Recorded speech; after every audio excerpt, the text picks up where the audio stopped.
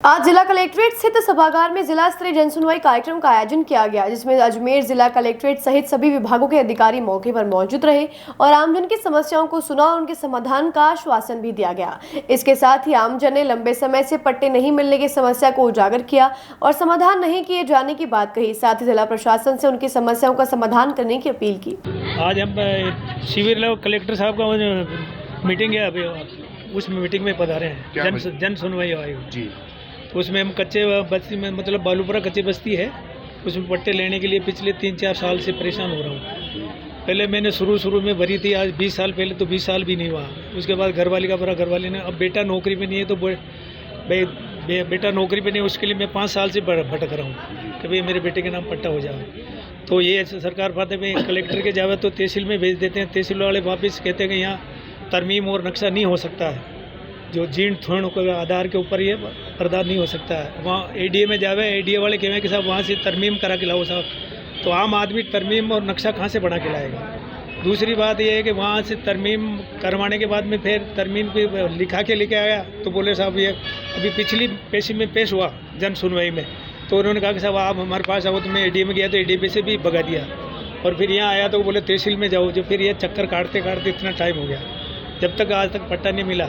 और लोगों को मेरे पड़ोस में डीएस शताब्दी स्कूल है, उसको 10 बीघा ज़मीन दे रखी है गुरुकुल महाविद्यालय के लिए। गरीब छात्र पढ़े वहाँ, पर वहाँ पढ़ा ही नहीं है। और यार वहाँ पे मतलब आर्य समाज वाले हर साल लाखों रुपए कमा रहे हैं, उसको कोई कहने वाला नहीं है। स्कूलों किसी कहीं भी कोई प्रॉपर्टी जो कमा खाने के लिए चीज़ें देते हैं, 10-10 बीघा ज़मीन दे देते हैं, कहाँ देते हैं।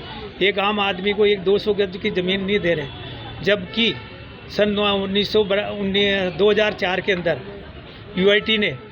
यूआईटी ने पट्टे दिए 2,500 मेरी कच्ची बस्ती के अंदर, बालूपुरा कच्ची बस्ती में 2,500 पट्टे दे रखे हैं। उनकी कॉपियाँ भी मैंने लगा दी, फिर भी वो कोई सुना ही नहीं हो रही। वही कहते हैं कि साहब वो तो पहले तो यूआईटी थी।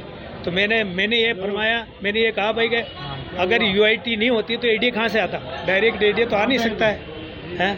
घर परिवार के अंदर औरत आएगी तभी तो मंच आगे चलेगा ना। मामले को लेकर अरे भाई साहब 2019 से मामला चल रहा है। क्या मामला है? मामला है कि पंचायत के जो काम कराए थे उसमें घपले हुए में हैं, उसकी शिकायत कर रखी थी।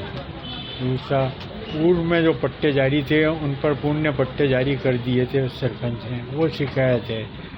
तारीखों पर तारीखें होती हैं। गेगल में शमशान की भूमि के ऊपर वर्तमान सरपंच ने अपने रिश्तेदारों को कब्जे करवा दिए, उसका शिकायत है।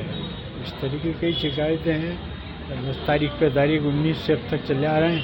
कहते हैं साहब उसको ये आदेश दे दिया, इसको दिया। अभी आज की 21 तारीख से दी थी कि साहब 21 तारीख को हटाएंगे, फोर्स नहीं मिली सुनते। आज कहाँ पे आए?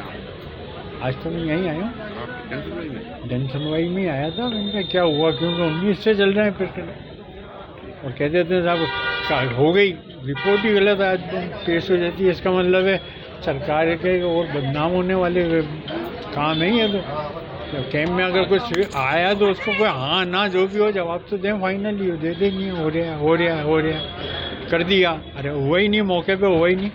अभी मुझे 5-7 रोज़ पहले पोर्टल से फ़ोन आया था कि साहब आपका ये काम हो गया। मैंने कहा मौके पे तो दुकान ही बनी हुई है शमशान में, हटी नहीं, कहाँ से हो गया। मौके पे जो दिख रहा है वही तो बोलेंगे। तो शिकायत है लोगों की। कहाँ पे? गेगल में। आपका नाम? अब्दुल बारी। कहाँ से?